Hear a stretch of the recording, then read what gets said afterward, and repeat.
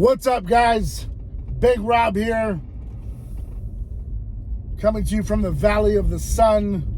We're at a balmy 69 degrees, but we're upright. We're happy to be here, and I'm honored to bring you this video. Topic of discussion: how much was Rich Piana worth?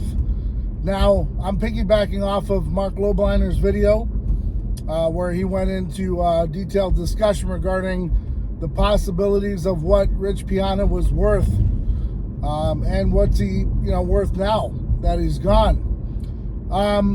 Without getting into great detail, I can tell you from very credible sources, and I know some people are going to say, "Oh, well, name your source." Well, I can't.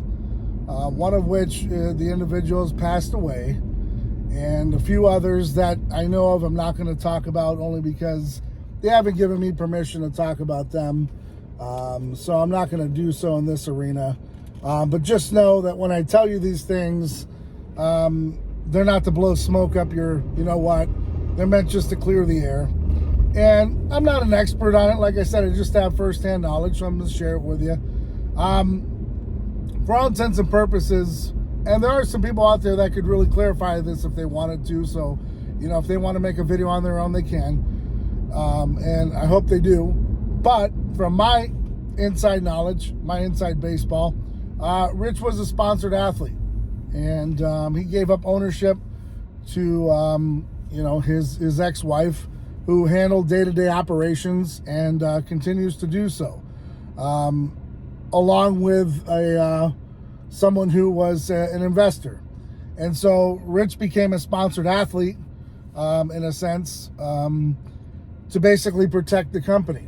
You want to get into a situation where, Rich would have gotten sued, something would have went down, and, have an opportunity to lose the company, I think was in the best interest of 5% to do exactly what they did. And that was, keep Rich's name as kind of the founder, but make him a sponsored athlete where, he's paid a stipend every month, and he's well taken care of.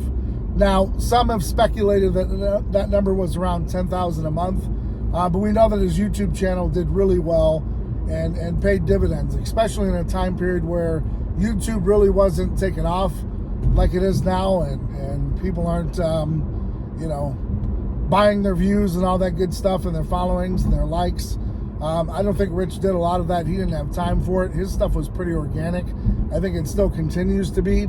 And so a lot of those residuals that have come through, you got to remember, guys, Rich was hitting 1 million views on some of his YouTube videos way back in the day where YouTube was kind of brand new, right? So, today's day and age, to hit 1 million views is like, wow. Well, Rich was hitting it back in 2015, 16, 17. All right? We're talking, some time ago. So, credit where credit's due. As far as assets are concerned, I don't know if you guys know this or not. It's no knock on Rich. It's just how he rolled. The houses that he lived in were rented, except the first one. That was owned, and then they, decided to sell it and make their money and move on. But Rich, from that point on, had rented a few of those places, putting down deposits, that sort of thing. And probably because the event, he didn't know exactly where he wanted to live. Like when he got to Florida, the guys, that was an apartment. I don't mean to break anyone's hearts, but that's what Rich decided to do, because he didn't know exactly where he wanted to actually post up at. So it wasn't a matter of could he afford a house. It was a matter of did he want to. You'll see a lot of rich people, they do that type of thing.